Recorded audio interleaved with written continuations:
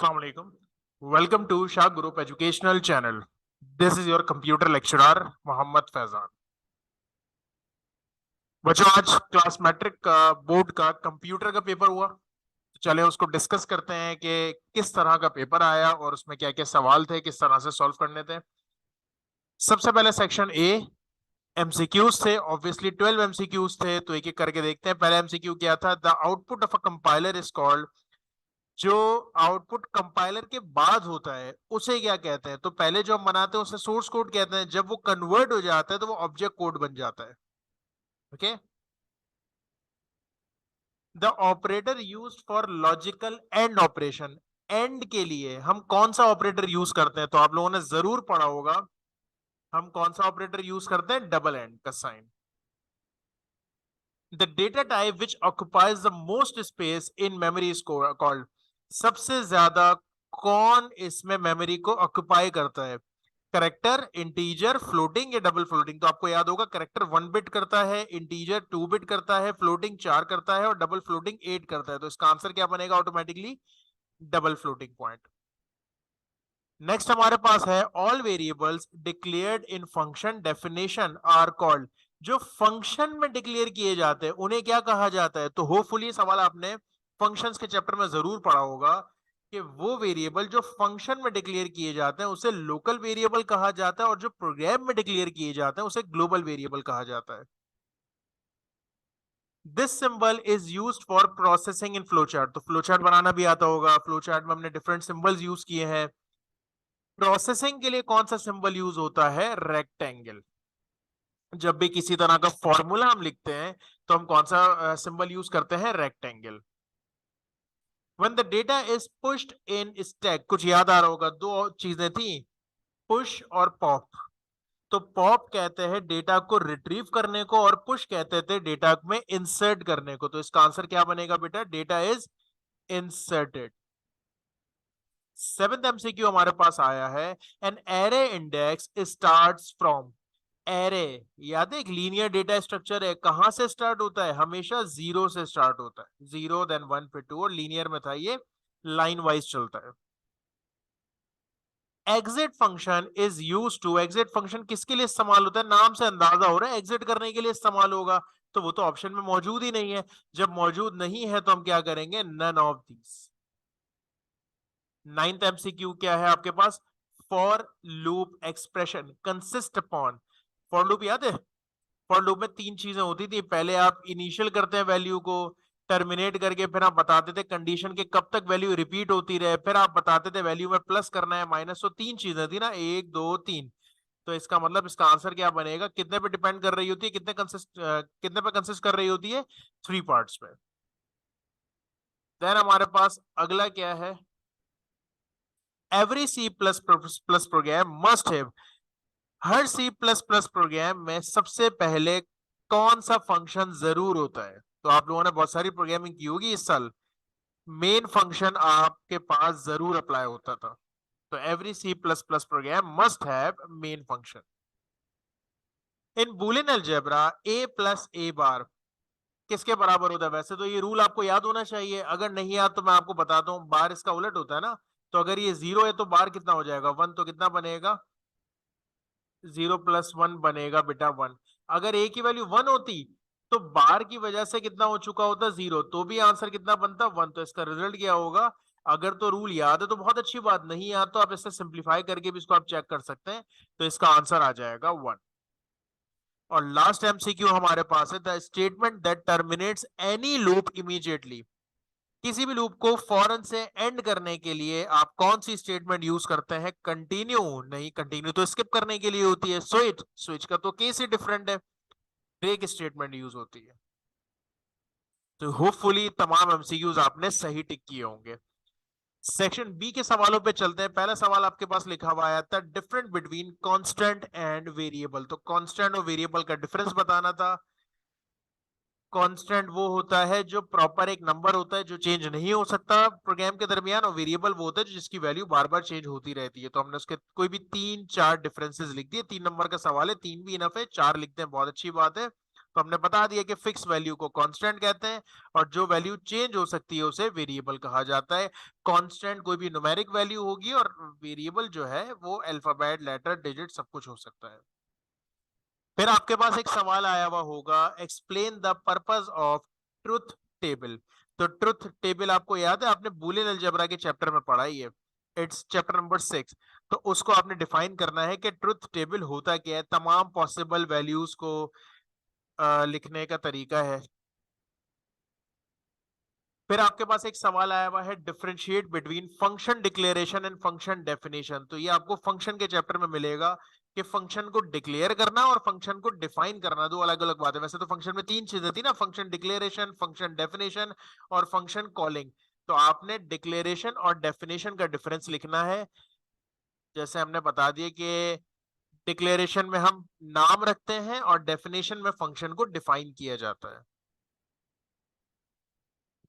Describe the advantages of algorithm. Algorithm के advantages बताने, बहुत एडवांटेजेस है, कोई भी आप 4-5 लिख दें बेहतर है, 3 लिख दें इनफ है।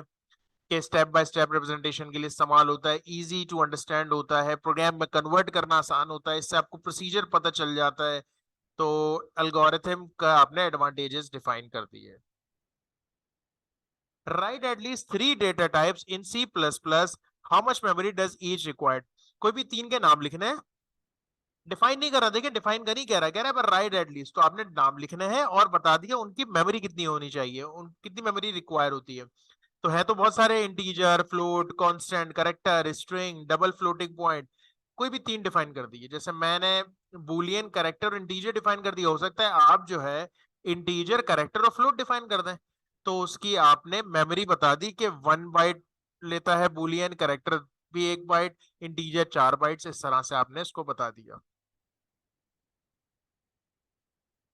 What is meant by arithmetic assignment operator? Arithmetic assignment operator कौन से होते हैं? जिसमें अर्थमेटिक भी होता है और असाइनमेंट भी होता है। Plus is equals to, minus is equals to, याद आ रहा है ऑपरेटर के चैप्टर में पढ़ा था। तो वो आपने पूरा डिफाइन किया कि अर्थमेटिक असाइनमेंट ऑपरेटर क्या होते हैं, और साथ में उसकी एग्जांपल में आपने लिख भी दिया कि कौन कौन से हैं। Plus is equals to, minus is equals to, multiply is equals to और divide is equals to. Then we have question number 8, draw the truth table of a b c equals to y। तो इसकी truth table बनाना है, पहले तो पता करना पड़ेगा variable कितने हैं। जरा गौर से देखिए जो साइड आप सॉल्व कर रहे हैं, 3 वेरिएबल्स हैं, तो 2 की पावर कितनी रखी जाएगी, हमेशा 2 की पावर रखी जाती है, कितनी रखी जाएगी, 3 रखी जाएगी, तो आंसर आएगा 8। इसका मतलब 8 वैल्यूज बनेंगी। अब कैसे लिखते हैं, 8 पॉसिबल वैल्यूज लिखी जाएंगी, ए के लिए, बी के लिए, सी के लिए। पहले आपने लिख दिया 0 0 1, 0 0 0 कर दिया, फिर आपने 0 0 1 कर दिया, फिर 0 1 0, फिर 0 1, यानी कि जो जो आपकी पॉसिबल वैल्यू थी वो सारी लिख ली। फिर A dot B dot C का क्या मतलब है, आप तीनों को मल्टीप्लाई करेंगे, देखें 0 0 0 मल्टीप्लाई होगा 0 आंसर आ जाएगा, 0 0 1 मल्टीप्लाई होगा तो 0 आ जाएगा, 0 मल्टीप्लाई बाय 1 मल्टीप्लाई बाय 0 करेंगे तो 0 आंसर आ जाएगा। ऐसे बस आपने इन तीनों को, इन तीनों को, इन तीनों को मल्टीप्लाई करना है। जैसे 1 multiply by 1 multiply by 0 answer 0 आ जाएगा, 1 multiply by 1 multiply by 1 answer 1 आ जाएगा। तो आपने सिंपल ट्रुथ टेबल बना दिया। नेक्स्ट हमारे पास क्या है, रिमूव द एरर्स। आपने इसमें से एरर्स को रिमूव करना है, किसी भी 3 को वैसे तो सॉल्व करना है, मैं तो आपको जाहिर है चारों कराऊंगा, 4 पार्ट दिए हुए थे। क्या एरर नजर आ रहा है, सी आउट का सी कैपिटल है, आपने पढ़ा होगा केस सेंसिटिव है, सी आउट स्मॉल में लिखा जाता है, और टर्मिनेट भी नहीं हुआ, तो हमने क्या किया, सी आउट का सी भी छोटा किया और टर्मिनेट भी कर दिया।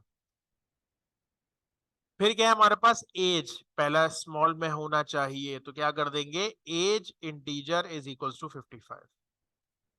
फिर क्या है, इफ ए इज इक्वल, अच्छा आपको याद आ रहा होगा, यहां पर इज इक्वल्स टू एक नहीं लगता, डबल लगाया जाता है, क्योंकि आप यहाँ वैल्यू बता नहीं रहे, आप वैल्यू चेक कर रहे हैं। तो जब चेक करते हैं तो डबल इज इक्वल्स टू लगाया जाता है, और साथ साथ टर्मिनेटर थोड़ी लगता है इफ में, तो वो भी हटाया हमने।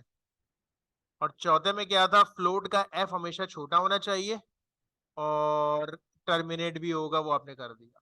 तो आपने चारों में से कोई 3 अटेम्प्ट करने थे। Why do we use header file, header file क्यों यूज किया जाता है। बेसिक स्ट्रक्चर ऑफ सी का सवाल आपने याद किया होगा, मोस्ट मोस्ट इंपॉर्टेंट क्वेश्चन था, तो उसमें से इन्होंने हेडर फाइल का सवाल दे दिया। तो आपने बता दिया हेडर फाइल बेसिकली इसलिए इस्तेमाल किया जाता है ताकि हम हर जो भी उसमें फंक्शन यूज कर रहे हैं उसको बार बार आपको डिफाइन ना करना पड़े, वो एक बार डिफाइन हो चुका है, हेडर फाइल में से कलेक्ट करके ला रहा होता है उसको। Explain the script and Sprite in scratch, तो स्क्रैच का चैप्टर पढ़ा, चैप्टर नंबर 7। उसमें स्क्रिप्ट क्या होती है, जहां पर आप अपनी प्रोग्रामिंग करते हो, और स्प्राइट क्या होता है, आपका करेक्टर। तो आपने दोनों को डिफाइन करना है, स्क्रिप्ट को भी स्प्राइट को भी, डजेंट मैटर, पहले स्क्रिप्ट कर दें फिर स्प्राइट कर दें, simple. Write down the purpose of any one of the following, आपने किसी एक का पर्पस लिखना है, इफ, गो टू या सिन। लेकिन मैं तो आपको तीनों करवाऊंगा, जाहिर है पेपर में आप लोगों ने कोई एक किया होगा। इफ क्या है, कंडीशनल है, जिसमें आप बताते हैं ट्रू वैल्यू फॉल्स वैल्यू, तो इफ को डिफाइन कर दिया, ठीक है। गो टू किस लिए इस्तेमाल होता था, किसी भी प्लेस पे डायरेक्टली पहुंचने के लिए, तो वो डिफाइन कर दिया कि गो टू स्टेटमेंट जंप्स और transfer control unconditionally from go to. Semicolon के जरिए इसको इस्तेमाल किया जाता है। तो या तो आपने इफ किया होगा या गो टू किया होगा, या फिर क्या किया होगा, सी इन, जो कि सबसे आसान है, जो जरूर याद किया होगा मेरे हिसाब से। वैसे इफ भी जरूर याद किया होगा, वो भी इंपॉर्टेंट है। तो आपने सी इन बता दिया, सी इन क्या है, एक प्री डिफाइंड ऑब्जेक्ट है, किसके लिए, एक इनपुट के लिए ऑब्जेक्ट है। उसका सिंटेक्स भी साथ साथ बता दिया कि कैसे मालूम किया जाता है, सी इन और फिर वेरिएबल लिखा जाता है। क्वेश्चन 13 में क्या है हमारे पास, differentiate between queue and stack. तो आपको याद होगा ये लीनियर डेटा स्ट्रक्चर है। इस लीनियर डेटा स्ट्रक्चर में आपके पास क्यू था, स्टैक था, एरे था। तो आपने क्यू और स्टैक के डिफरेंस बताने हैं। तो कितने बताने, 3 4 लिख दें आप अपने, एटलीस्ट 3 तो लिखने ही लिखने हैं, ज्यादा आप जितने लिखना चाहिए, लेकिन कम से कम 3 जरूर लिखने हैं। कि क्यू में आपको याद होगा फीफो मेथड यूज होता था, स्टैक में लीफो मेथड इस्तेमाल होता था, यहाँ स्टैक में पुश एंड पॉप इस्तेमाल होता है, क्यू में एन क्यू और डी क्यू इस्तेमाल होता है। तो आपने ये डिफरेंसेस लिख दिए। इसी के साथ सेक्शन बी हो गया, होपफुली बहुत बेहतर हुआ होगा आपका इंशाल्लाह सेक्शन बी। चलें सेक्शन सी के आंसर्स मैच करते हैं कि आपने क्या लिखा और ओरिजिनली आंसर्स क्या है। सवाल है, what is an error in computer programming. तो एरर कितनी तरह के होते हैं, कौन कौन से होते हैं, क्या क्या एरर्स होते हैं, तो वो आपने डिस्कस, लेकिन क्योंकि अब लॉन्ग है ना, तो आप एरर्स के नाम नहीं लिखने होंगे, अब एरर को एक एक को डिफाइन भी करना पड़ेगा। तो आपने बता दी कि पहले तो एरर होता क्या है, कि एरर वो होता है जो अनएक्सपेक्टेडली आपके प्रोग्राम को रोक दे, कोई डिस्टर्ब कर दे, कोई प्रॉब्लम क्रिएट कर दे। फिर 3 तरह के एरर्स होते हैं, सिंटैक्स, लॉजिकल और रनटाइम। तो क्योंकि लॉन्ग का क्वेश्चन है, तो तीनों को आपने डिटेल में डिफाइन करना पड़ेगा। तो आपने सिंटैक्स को भी डिफाइन किया कि सिंटैक्स एरर वो होता है जो स्पेलिंग मिस्टेक की वजह से आए। फिर आपने बताया कि लॉजिकल एरर वो होता है जिसमें मैथमेटिकल मिस्टेक को प्लस की जगह माइनस लगा दिया, यानी कि कंप्यूटर एग्जीक्यूट कर लेता है लेकिन आपका आंसर मैच नहीं हो रहा होता। और रन टाइम एरर वो होता है जिसे कंप्यूटर एग्जीक्यूट ही नहीं कर पाता, जैसे 0 से डिवाइड करना। मेमोरी आपकी 2 GB है, आपने फाइल ओपन करवा दी 3 GB की, तो ये सारे आपने डिफाइन कर दिए एरर्स भी। फिर आपके पास है describe any 4 escape sequence character. तो एस्केप सीक्वेंस याद है ना, बैकस्लैश के साथ इस्तेमाल होता है फॉर्मेटिंग के लिए। तो पहले, अब जाहिर सी बात है क्योंकि लॉन्ग है तो थोड़ा सा डिफाइन कर दे एस्केप सीक्वेंस होता क्या है। तो पहले आपने बता दिया कि एस्केप सीक्वेंस होता क्या है, बैकस्लैश के साथ यूज होता है, सी आउट के अंदर इस्तेमाल होता है और फॉर्मेटिंग के लिए यूज होता है। अब इसने 4 कहे थे तो हमने 4 डिफाइन कर दिए कोई भी। जैसे हमने बैकस्लैश ए बता दिया, अलर्ट बीप के लिए इस्तेमाल होता है, लेकिन एक्सप्लेन भी किया साथ साथ। बैकस्लैश बी बता दिया बैक स्पेस के लिए, बैकस्लैश टी टैब के लिए, और बैकस्लैश एन नेक्स्ट लाइन के लिए। आप हेडिंग देके भी कर सकते थे कि पहले बैकस्लैश ए लिखते और नीचे उसको डिस्क्राइब करते, फिर बैकस्लैश बी लिखते नीचे डिस्क्राइब करते। मैंने टेबल बना दिया, जो आपको इजी रहा आपने उसके तरह के तरीके से सॉल्व किया होगा, नो प्रॉब्लम। क्वेश्चन 16 में हमारे पास है, write down any two purpose and syntax from the following loops. तो 3 है आपके पास, for, while, dual, obviously 3 loops ही होते हैं, इन 3 में से कोई 2 को डिफाइन करना है और साथ में उसका सिंटेक्स भी लिखना है। तो पहले चले फॉर लूप को डिफाइन करते हैं कि फॉर लूप क्या होता है। फॉर लूप को आपने पूरा डिफाइन किया डिटेल में, और उसके बाद उसका सिंटेक्स बता दिया कि कैसे सिंटेक्स होता है, फ्लो चार्ट बता दिया कि किस तरीके से काम करता है, और सिंटेक्स बता दिया कि पहले फॉर लिखते हैं, ये पूरा एक ही लाइन में आएगा, ठीक है, यहाँ जगह नहीं थी, ये पूरा एक लाइन में आएगा। फिर उसके अंदर आप अपनी ब्रैकेट ओपन करके स्टेटमेंट और सारी चीजें लिखा करते थे। कि पहले फॉर लिखते हैं, उसमें वैल्यू को इनिशियलाइज किया जाता है, कब तक रिपीट होना है वो बताते हैं, और फिर इंक्रीमेंट डिक्रीमेंट बताते हैं कि वैल्यू प्लस करनी है या माइनस करनी है। फिर बताते हैं उसके अंदर क्या लिखवाना चाह रहे हैं, इसको स्टेटमेंट भी कह सकते हैं और इसको बॉडी भी कहा जा सकता है। Same goes for while loop, while loop को पहले डिफाइन कर देंगे पूरा, ठीक है। उसके बाद उसका फ्लो चार्ट और उसका सिंटेक्स भी बता देंगे कि सिंटेक्स क्या होता है, कि व्हाइल लूप में अलग अलग हो जाता है, ब्रेक हो जाता है। इनिशियलाइज फॉर में तो तीनों एक साथ होते थे ना, व्हाइल में पहले इनिशियलाइज होता है, फिर व्हाइल के साथ कंडीशन लिखी जाती है, फिर ब्रैकेट के अंदर उसकी बॉडी तो आती है, साथ साथ इंक्रीमेंट डिक्रीमेंट भी आता है। ठीक है। डू वाइल लूप में क्या करते हैं, उसी का इनवर्स होता है, यानी कि पहले आपने डू वाइल तो डिफाइन कर दिया, वो तो अपनी जगह पे। पहले आप सबसे पहले क्या करते हैं, डू लिखते हैं, अपनी बॉडी लिखते हैं और इंक्रीमेंट डिक्रीमेंट पहले बताते हैं, और फिर वाइल बताते हैं। यहां पर आप अपना इंक्रीमेंट और डिक्रीमेंट भी बताते हैं। तो वाइल लूप में क्या आता है, ये वाइल शुरू में आता है। डू वाइल लूप में कहा आता है, वाइल आखिरी में चला जाता है, डू पहले आता है। तो अब मैंने आपको तीनों डिफाइन किए हैं, आपने कोई भी दो करने होंगे इसमें से, सवाल में लिखा हुआ था। 17th क्वेश्चन हमारे पास है बेटा, draw the logic circuit of the following. अब इसकी लॉजिक सर्किट बनाते हैं, आप लोगों ने पढ़ा होगा होपफुली। कैसे बनेगा, ये आपने बनाया ए, ये आपने बनाया, पहले एक ब्रैकेट को सॉल्व कर लेते हैं, ये बना दिया बी। दोनों आपस में क्या हो रहा है, प्लस हो रहा है ना, तो प्लस के लिए कौन सा सिंबल यूज होता था, याद है, ऐसे। जब ये आपने प्लस कर दिया तो ए प्लस बी पे बार भी लगा हुआ है, तो बार के लिए कौन सा इस्तेमाल होता था, ऐसे ट्राइंगल यूज होता था। तो यहां जाके ये हो जाएगा ए प्लस बी का बार। अब जरा दूसरा ब्रैकेट देखें, दूसरे ब्रैकेट में भी ऐसा ही हो रहा है कि पहले ए लिखा आपने, फिर आपने बी लिखा, और कौन सा सिंबल यूज करेंगे, और का सिंबल ना, कर दिया और का सिंबल। जब आपने और का सिंबल किया तो ये आपके पास हो गया ए प्लस बी। फिर इस पे भी बार है, तो आपने क्या कर दिया, दोनों के इसके साथ भी ट्राइंगल लगा दिया, आगे जाके क्या हो गया, ए प्लस बी का बार। अब ये दोनों आपस में क्या हो रहे हैं, ये दोनों आपस में प्लस हो रहे हैं, तो अब प्लस का कौन सा सिंबल है, और का सिंबल, ये आपने अप्लाई कर दिया और लिख के बता दिया कि ए प्लस बी का बार प्लस ए प्लस बी का बार। ये आपका पहला इस तरह से सर्किट बना होगा। दूसरे में क्या हो रहा है, दूसरे सर्किट की अगर मैं बात करूं, तो यहां पर आपने क्या किया होगा, ए डॉट बी है, यानी कि पहले क्या लिखा होगा, पहले एक सेकेंड, ए डॉट बी ना, तो ए और बी में प्लस वाला सिंबल नहीं बना होगा, जिसको और गेट कहते हैं, और गेट नहीं बना होगा, ये और है ना। कौन सा सिंबल बना होगा आपका, एंड गेट बना होगा। तो हम क्या करते हैं बेटा, यहाँ लिखते हैं ए, यहाँ लिखते हैं बी, मल्टीप्लाई हो रहा है तो क्या हो जाएगा, एंड गेट बना होगा आपका। ये बना दिया हमने एंड गेट। फिर जब एंड गेट बन गया तो ये तो आपको ए डॉट बी मिला, हमें तो ए डॉट बी का बार चाहिए, तो बार कैसे मालूम करते हैं, ऐसे करके ट्राइंगल बनाते हैं। तो ये मिल गया आपको ए डॉट बी का बार।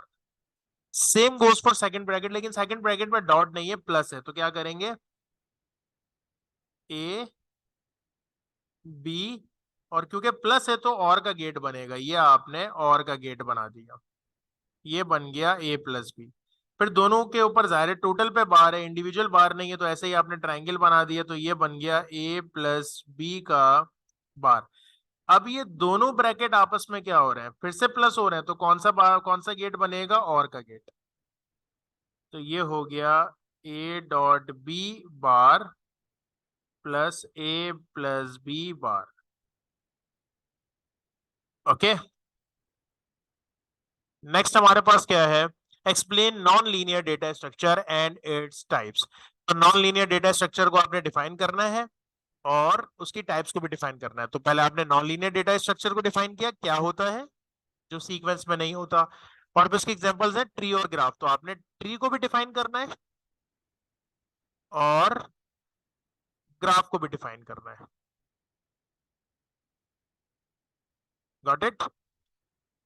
लास्ट क्वेश्चन आपके पास है। अच्छा, और जाहिर ट्री ग्राफ को पूरा डिफाइन कीजिएगा। ग्राफ में दो होते हैं, डायरेक्टेड होता है और अनडायरेक्टेड होता है, याद है ना। डायरेक्टेड जिसमें सिंगल डायरेक्शन में मूव करेंगे, अनडायरेक्टेड दोनों दोनों डायरेक्शन में मूव कर सकता है। लास्ट क्वेश्चन में चार ऑप्शंस है और आपसे कह रहे हैं कि right any two of the following. Note लिखना है दो पे, तो हम तो चारों को डिफाइन करते हैं, आप लोगों ने दो पे ही किया होगा, दो को ही डिफाइन किया होगा। पहला हमारे पास है इंटीजर मेन। मेन क्या है, हमारा मेन फंक्शन, हमने अभी एमसीक्यू में भी देखा। तो आपने मेन फंक्शन को डिफाइन कर दिया, क्या होता है आपका मेन फंक्शन। दूसरा क्या है, प्री डिफाइंड फंक्शन, पहले से बने बनाए फंक्शन जो मौजूद है कंप्यूटर में सी प्लस प्लस में, तो वो डिफाइन की प्री डिफाइंड फंक्शन होता क्या है, और उसके कुछ एग्जाम्पल भी लिख दी।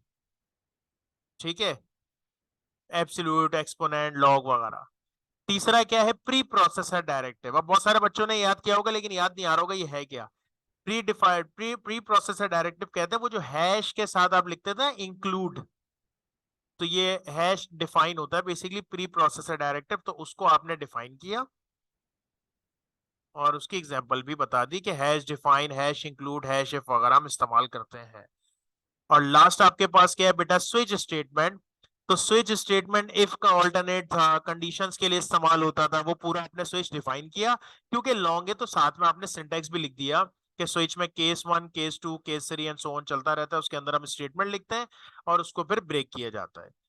तो होपफुली आपका पेपर बहुत बेहतर हुआ होगा, बहुत अच्छा हुआ होगा इंशाल्लाह। Wish you all the best आपके अगले पेपर्स के लिए।